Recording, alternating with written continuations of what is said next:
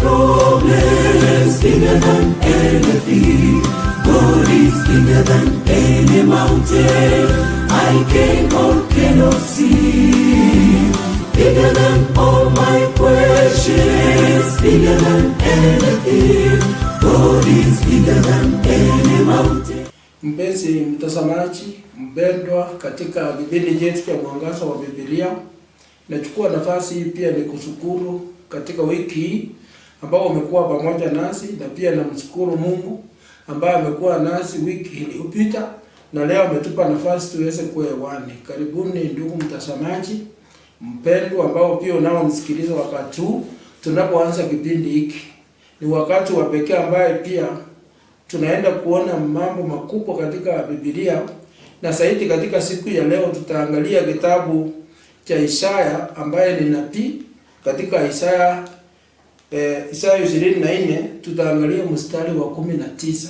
Kwa hivyo mafundisho yetu yatakuwa katika hiyo kitabu cha Isaya 24 mstari wa 19, ambapo tunaambiwa kwamba mada kuu, dunia inaenda kuisha.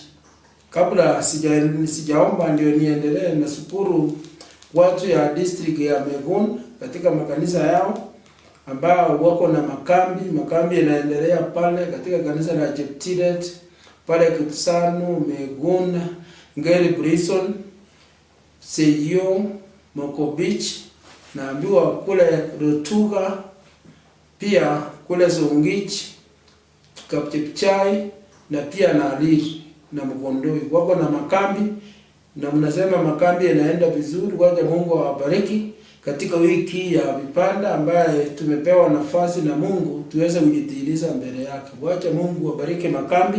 Pia sitasahau kwa ya Cheptiret ambaye pia wanasema kwamba wanapongeza kipindi hiki cha Mwangaza wa Biblia siku zote tunapokuwa hewani.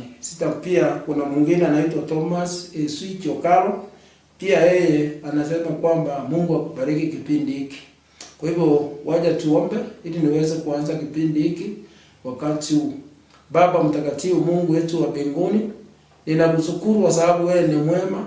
Umepea mimi nafasi nyingine niweze kuwa hewani katika TV yetu ya Ung'atet ili kupata neno la pekee ambalo linatuandaa tunapoongoja ulimwengu huu unapoenda kufanywa upya. Watu wako ambao wanaendelea kukutii na kuzingatia mambo makubwa ambao umenena katika maandiko, naomba wabariki, na wala hawajaamua Mungu wetu pia zungumzia na kila mmoja wetu wakati utakaporudisha ufalme wako. Kila mtu tusihangaike, bali tukuraki wakati wa mwisho. Anza nami katika kipindi hiki na umalize nami katika jina la Yesu Kristo Bwana Mwokozi wetu. Tunapoangalia katika kitabu cha Isaya ni nabii ambaye Mungu alimtumia sana na kutabiri mambo mengi sana. Kila mmoja Isaya aliweza kutabiri ni kuzaliwa kwa Yesu Kristo. Asema bikira atachukua mimba na atazaa mwana na atamuita Emmanuel, maana yake ni Mungu pamoja nasi. Na hayo yalipotabiriwa na Isaya yaliweza kuonekana yakatendeka. Na zaidi ukiona kitabu cha Isaya sana, Isaya amepewa unabii ya kuongeleza watu wa Mungu na kuwarudisha wamrudie Mungu aliyeumba nchi, aliyeumba mbingu na vyote. Ndio maana kitabu cha Isaya ni kitabu cha maana sana, mpendo mtazamaji, unapoangalia. Hata ukiona katika Isaya 1:18, utaangalia Isaya 1:18 anaambia watu ya ulimwengu, njoo tusemezane, asema Bwana, dhambi zenu zijapokuwa nyekundu sana zitakuwa nyeupe kama theluji. Yaani Isaya anajaribu, kitabu cha Isaya ukisoma ni cha kurudisha watu wa Mungu na kuwaandaa kwa ajili ya yale ambao yataonekana siku za mwisho. Na unaona Isaya anatupeleka mpaka wakati tutakapofika katika nchi mpya. Ukiona Isaya 60 kwenda mbele, uende 65, utaona kwamba kuna mambo mengi. Lakini siku ya leo Isaya anaenda kuzungumzia mambo makubwa sana katika Isaya 24 mstari wa 19. Na ningependa nisome ili tuweze kuenda pamoja, mpendo mtazamaji. Inasema kwamba duniani kumevunjika, imevunjika sana dunia kupasuka, imepasuka sana. Dunia kutingisika, imetingisika sana. Dunia inalewalewa kama mlevi, naye inawayawaya kama machela, na mzigo wa dhambi zake utailemea, naye itaanguka wala itasimama. Mtumishi wa Mungu anasema kwamba dunia ambayo tunaishi ni kwamba imevunjika. Dunia imevunjika, tena imevunjika sana mpendo. Anasema kwamba dunia imepasuka, tena imepasuka sana. Dunia inatingizika, tena imetingizika sana. Dunia inalewalewa kama mlevi. Dunia ambayo tunaishi mpendwa, imefikia wakati watu wamemkataa Mungu. Watu wameenda katika njia zao, na wanapoenda katika njia zao, tunaona kwamba Isaya anaonyesha kwamba ulimwengu inaenda kuvunjika. Na akaambiwa imevunjika na imevunjika sana. Kwa nini tuone kwamba ulimwengu imevunjika? Wakati ambao tunaishi wakati huu mpendwa, kuna mambo mengi yametendeka na inaonyesha ya kwamba ulimwengu tunapoishi kuna mabadiliko makubwa sana katika ulimwengu.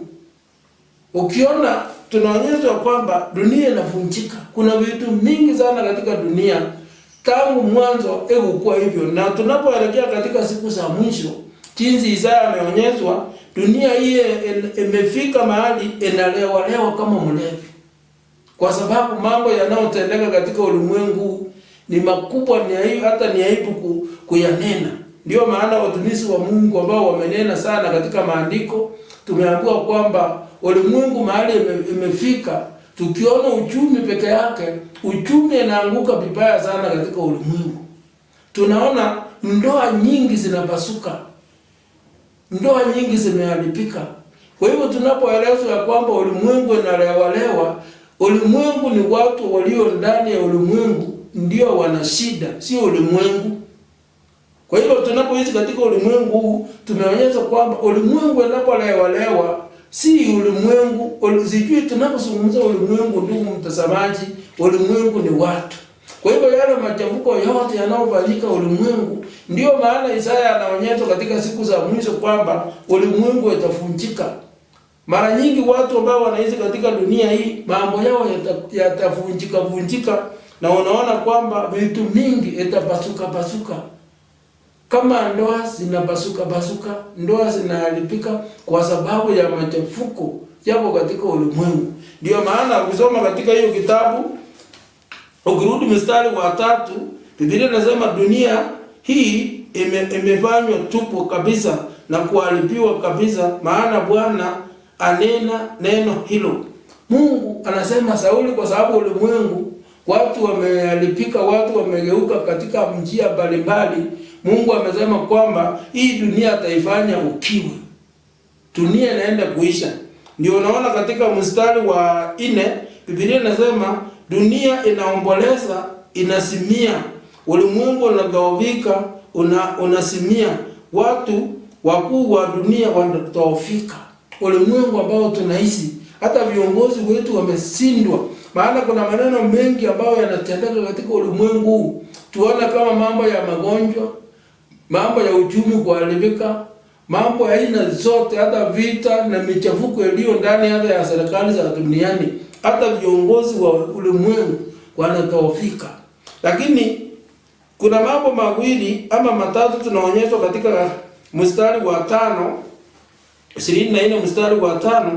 Biblia inasema kwamba tena dunia imetiwa unajisi kwa watu wanaokaa. Dunia imetiwa unajisi na watu wanaokaa duniani.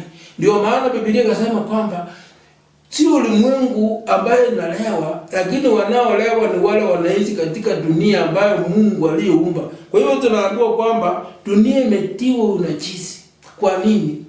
Tunaonyeshwa kuna mambo matatu ambayo inafanya Mungu aweze kuharibu dunia. Tunaambiwa kwamba kwa maana wameiasi sheria. Jambo la kwanza, watu wanaokaa katika ulimwengu wameasi sheria ya Mungu. Hiyo ni kitu cha kwanza. Jambo la pili, Biblia inasema kwamba wamebadili amri. wamebadili amri ya Mungu. Jambo la tatu, wamelivunja agano la milele. Kwa hivyo katika mambo matatu, jambo la kwanza wameasi sheria ya Mungu. Jambo la pili wameibadilisha amri. Sehemu ya tatu tunaambiwa kwamba wamelivunja agano la milele. Mungu alikusudia kwamba sisi kama binadamu tuweze kuishi milele, na akatupia njia za pekee ambao zingetuongoza mpaka tuweze kufikia ile ahadi ya milele ambayo Mungu ametupea. Lakini kwa sababu sisi kama binadamu, namba moja, tukasahau ama kuasi amri sheria za Mungu. Mungu alikuwa ametoa sheria mbalimbali ambao zingetuongoza katika ulimwengu wetu huu. Kuna ulimwengu, kuna sheria za ndoa, kuna sheria za aina mingi, kuna sheria za jinsi ambao tunakaa kanisani, kuna jinsi ambao serikali za dunia zingeongozwa, kwa sababu Mungu ni mfalme wa ufalme. Kwa hivyo hata na wale viongozi wako hapa duniani, Mungu wako hapa hakuwacha tu wakaivyo, pale aliwapea njia mbalimbali ambao wangeenenda katika serikali za ulimwengu. Ndio tukaambiwa kwamba pia tunaambiwa kwamba wameibadili amri. Watu wamegeuza amri ya Mungu. Mungu alitupea amri 10 ambazo zingetuongoza, zikawekwa katika sanduku la agano ambalo Waisraeli walitembea nayo siku zote. Na tunaona wakati Waisraeli walipokuwa wanaenda kinyume na zile amri walipewa na Mungu, Mungu alikuwa anawaadhibu ama anawaachilia waende katika mateka katika nchi mbalimbali za dunia. Tunaonyesha ya kwamba Mungu hata ufurahia na hawa. Ndio tunaonyesha kwamba tunapobadilisha agano la Mungu ambalo Mungu alitaka tuishi milele, tukifuata sheria zake, tunaona kila mtu anaanza kwenda katika njia zake. Na katika kwenda katika hiyo njia zake, ndio Mungu anasema kwamba nitaifanya dunia iwe ukiwa. Ndio tukaambiwa kwamba tazama, Bwana anaifanya dunia kwa kuwa tubu, aifanya ikiwa, akipendua kwa kutawanya wakao duniani. Mungu anaenda kupendua ulimwengu, anaenda kuwatawanya wanaokaa katika ulimwengu. Ndio maana Biblia inasema kwamba tutakapokataa kutii Mungu na kufanya yale mambo matatu nimewaeleza katika mstari wa 5, kwamba tutabadili amri zake, alafu tubadilisha amri za Mungu na pia kulivunja lile agano. Hapo ndipo itakuwa ni shida kwetu tunaokaa katika ulimwengu. Ndio wapendwa, tunapoangalia katika ulimwengu tunaishi, hatukai milele. Watu wamekuja, viongozi wanapita na kwenda, lakini kuna siku moja ulimwengu hii itabadilishwa na Mungu kwa sababu ya dhambi. Na neno la Mungu linaposema kwamba Mungu ataibadilisha nchi, anamaanisha kila anasema.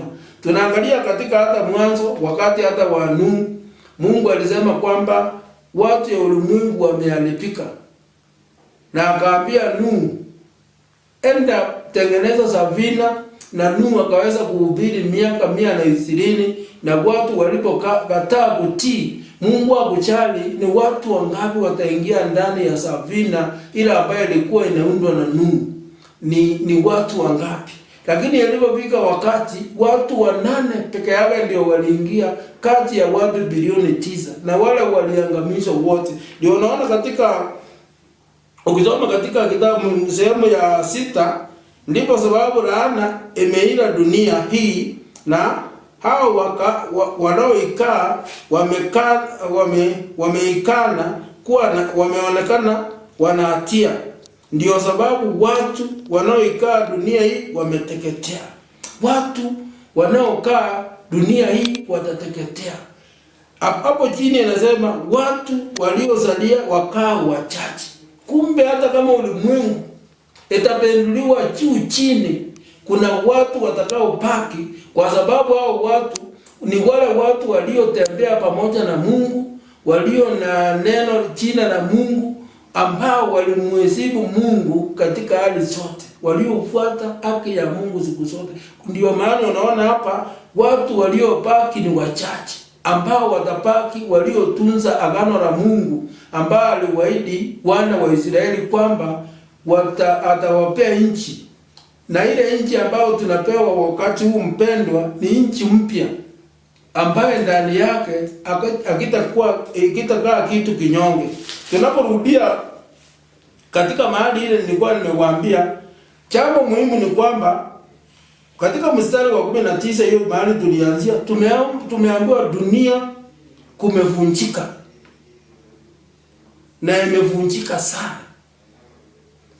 Hata kama unaishi wakati huu katika ulimwengu tunamoishi, hata ugonjwa wa corona peke yake imefanya ulimwengu iweze kuvunjika. Maana hata viongozi wa ulimwengu wameshangaa jinsi ulimwengu unavyoenda. Kwa hiyo wakati wanadamu wanapowaja Mungu na Mungu anawaachilia alafu waweze kujisimamia, ndio mnaona wapendwa, mambo mingi yanatendeka katika ulimwengu.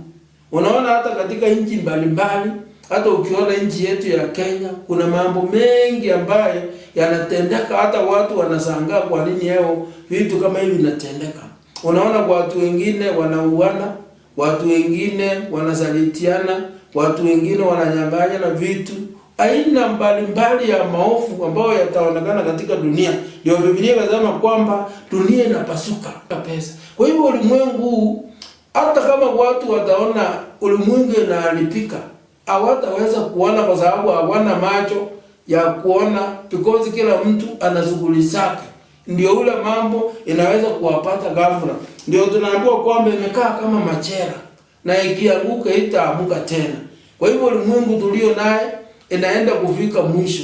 Na itakapofika mwisho, watu watakuwa makundi mawili. Wale waliomtii Mungu watabaki wachache na Mungu wetu anaenda kuwaokoa. Lakini jambo ambalo tunaambiwa hapa ni kwamba ukiona mstari wa 15 ambaye ni Isaya 24 mstari wa 15, Biblia inasema basi mtukuze Bwana katika mashariki, itukuzeni jina la Bwana Mungu wa Israeli katika visiwa vya bahari. Kila kilicho muhimu kitatusaidia ni kurudi tutukuze Mungu ambaye ni Mungu wa mbinguni, Mungu wa Israeli, ambaye yeye ni Mungu anayekaa milele, aliyeumba mbingu na nchi. Wakati ulimwengu inapolewalewa tunamuita Mungu. Wakati dunia inapolewalewa kama machela tunaita Mungu. Maana Mungu wa mbinguni aliyeumba, yeye ana uwezo wa kusimamisha kila kitu. Mpendwa mtazamaji, mahali tumefika tunahitaji tuweze kumuita Mungu. Ulimwengu tunamoishi, hata ukiona katika hali ya ibada zetu, hakika zinahitaji Mungu. Ndio maana katika wakati huu tunaita Mungu wa mbinguni ili aweze kusimamisha taruba. Wakati mwingine katika kitabu cha Injili ya Mathayo unaona wakati moja Yesu aliambia wanafunzi wake waende ng'ambo na wakapanda mashua na Yesu akabaki pande ile. Wakati walipofika katikati ya bahari ilikuwa ni usiku. Tunaambiwa kwamba kulikuja taruba kali ambayo ilikuwa ingependua yale mashua ambao walikuwa naye. Tunaona kwamba wanafunzi walilia, wakachota maji na hisi, upepe ukakuwa kali, inapiga chombo kwa kasi, walilia sana. Lakini Yesu alitokea pande ile akitembea juu ya bahari.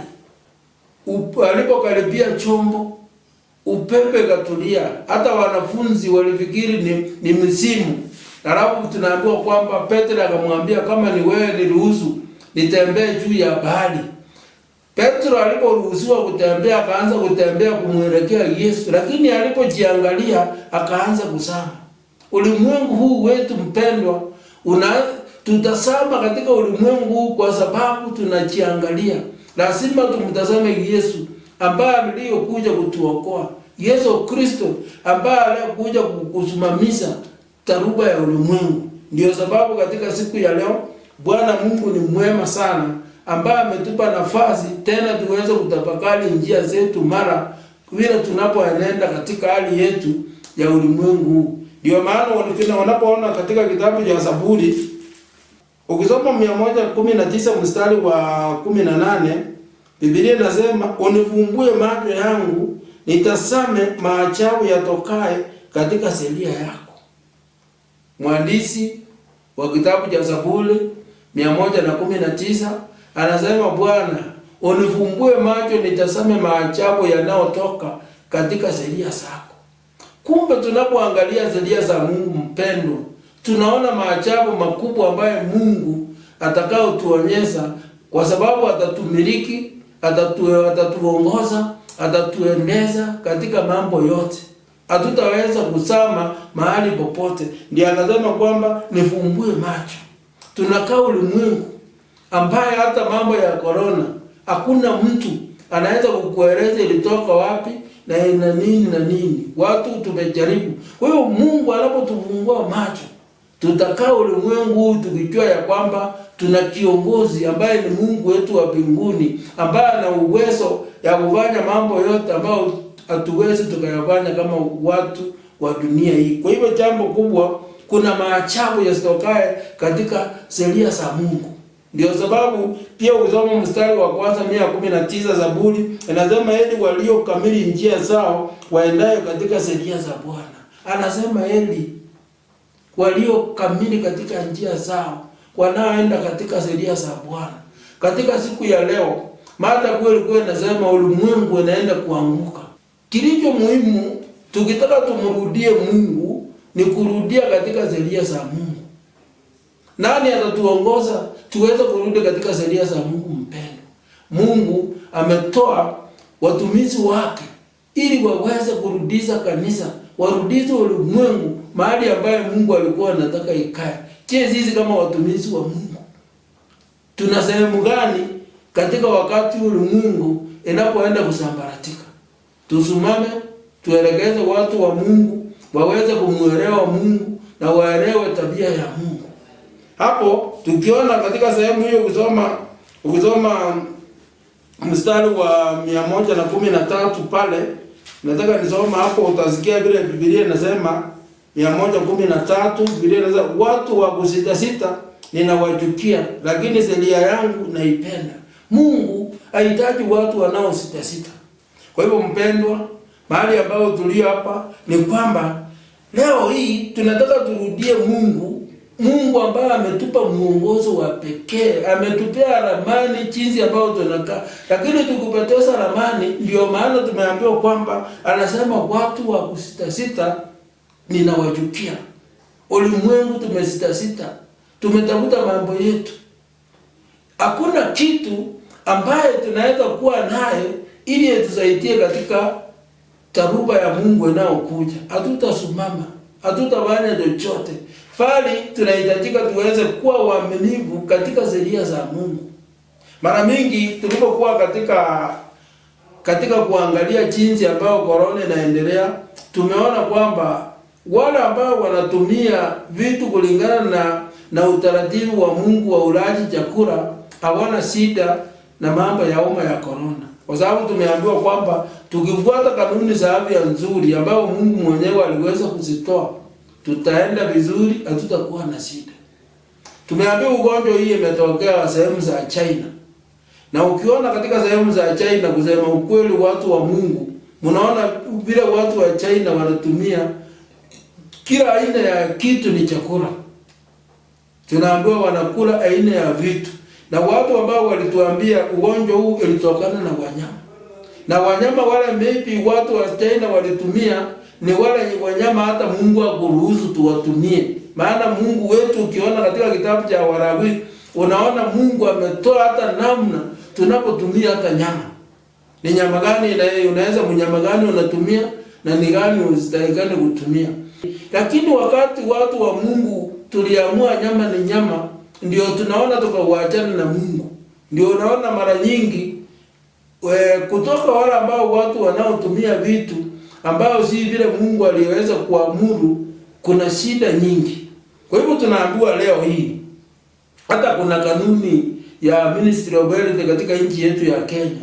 Tunaambiwa jambo la kwanza tufunike mdomo, jambo la pili tukue mbali mita 1.5, jambo la tatu tuweze kunawa mikono, jambo la 4 tutumie vitu aina mbalimbali. Wale ambao wanaotii kufanya hivi hawana shida. Lakini tumefika watu wamesema kwamba nani anasema kuna ugonjwa. Hiyo ndio shida. na hata ulimwengu. Na watu wanasema ni nani anakuambia ulimwengu itaisha? Mtu anakuuliza ulimwengu itaisha, nani alikuambia? Babu zetu walisema ulimwengu itaisha na wameenda wameuacha ulimwengu. Mtu anakuambia kama ni mambo ya ulimwengu kuisha, hiyo ni mambo yako, mtumishi wa Mungu. Dunia hii iko kukaa na inakaa siku zote. Lakini Biblia, Mungu hakutuacha bure. Ukiona katika kitabu cha Mathayo 24, Biblia imesema wazi jinsi ulimwengu itakapoisha. Tumeonyeshwa dalili nyingi ambao hizo dalili watu wa Mungu zimeonekana. Tunaambiwa kwamba kutakuwa na magonjwa. Kama wewe una macho ama una masikio, umesikia vile magonjwa yanaendelea. Hata huko China tumeambiwa kuna ugonjwa mwingine imeonekana ingine. Kila nchi, kila ulimwengu, hakuna mtu alijua kwamba kuna homa itaweza kutisha watu katika ulimwengu mzima. Ukiona Amerika wanalia, ukiona Uingereza wanalia, ukiona ni wapi unaona watu walii. Mambo ya magonjwa ni kitu yameonekana. Mambo ya vita, vitu yanaonekana. Kila mahali, kila dalili ambazo zilisemwa zinaonekana. Hali ya mazingira, hali ya kila kitu zinabadilika. Hata ukipata mtu anakuambia ulimwengu hizi, hiyo ndio tunaambiwa kwamba ni kuvunja sheria za Mungu. Tutii neno la Mungu hili vile Mungu ametupea una utaratibu katika unabii tangu mwanzo mpaka mwisho, namna dunia hii itakapokaa na namna tutakapochiebuza na dunia hii isiweze kuangamizwa pamoja na watu. Tunaambiwa kwamba hivi karibuni ulimwengu na pingu zitatoweka kama ukurasa, na itatoweka na vyote vilivyo ndani yake vitaunguzwa. Lakini wale wachache, Biblia imesema masalio watapaki kuwa waaminifu na Mungu atawaandalia katika nchi mpya. Wewe mpendwa ambao unaonitazama, wakati kama huu tunapoishi siku za mwisho, unaamua nini?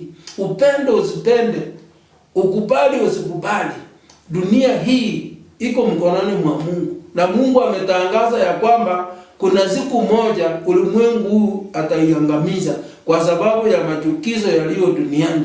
Na machukizo yanaendelea kuongezeka. Na neno la Mungu linatuambia kwamba ulimwengu huu si kwetu. Kwa hivyo, mimi kama mtumishi wa Mungu ninachukua wito siku ya leo, jioni ya leo nao nitazama, tugeuze njia zetu. Tumtafute Mungu wa milele. Tusitafute Mungu wa ulimwengu huu. Mungu wa ulimwengu ataangamiza na ulimwengu. Lakini Mungu wa milele atabaki kuwa milele na watu waaminifu wake na atawaandaa. Kwa hivyo katika wakati huu naomba Mungu aweze kukubariki.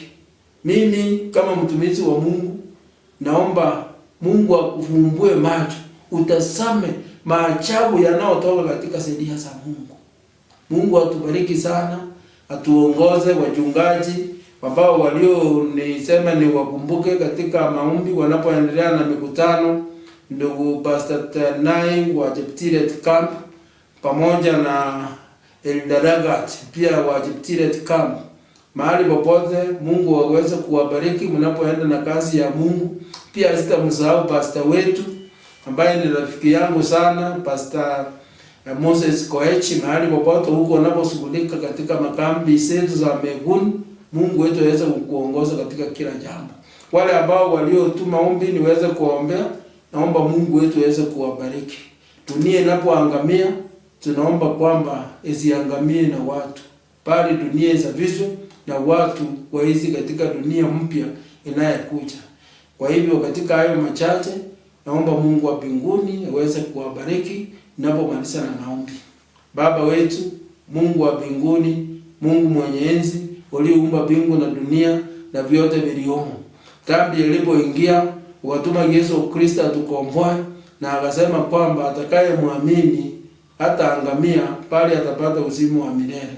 Na katika ujumbe wa siku ya leo, waziwazi Mungu ametangaza kwamba ulimwengu unaenda kuangamia. Naomba Mungu wa mbinguni, wale ambao wamenisikia na kunitazama, uweze kuandaa na kuwaondoa na uwape ufahamu na watazame na uwaumbue macho, waone Mungu wetu sheria zako ni za milele. Tukurudie ili Mungu ijapo kuwa ulimwengu utaangamia, bali sisi tuweze kuokolewa. Naweka watumishi wao katika TV Ong'atete, mahali popote wapo, uweze pia kuwatia nguvu na uweze kuwabariki.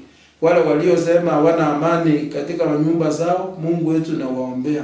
Wale wagonjwa ambao walisema kwamba Mungu waguze, tunajua ya kwamba Mungu umewajua majina yao, kila mmoja ambao walisema ni waombee. Na ile ndoa ambao zinayumba yumba, Mungu wetu tunaomba kwamba zisianguke na dunia, bali ndoa ulianzisha wewe mwenyewe, na hiyo ndoa uliweke ikae siku zote, watu wao watakao kuwa hai. Lakini tunaona shetani anapofuruga ndoa zote, ana nafasi tena. Rudisha ndoa Mungu, maana una uwezo. Mungu wetu tubariki katika kipindi hiki, hata kipindi kijacho Mungu atuongoza katika kila jambo, maana nimeomba katika jina Yesu Kristo Bwana na Mwokozi wetu. My problem is bigger than anything. God is bigger than any mountain I can or cannot see. Bigger than all my questions, bigger than anything. God is bigger than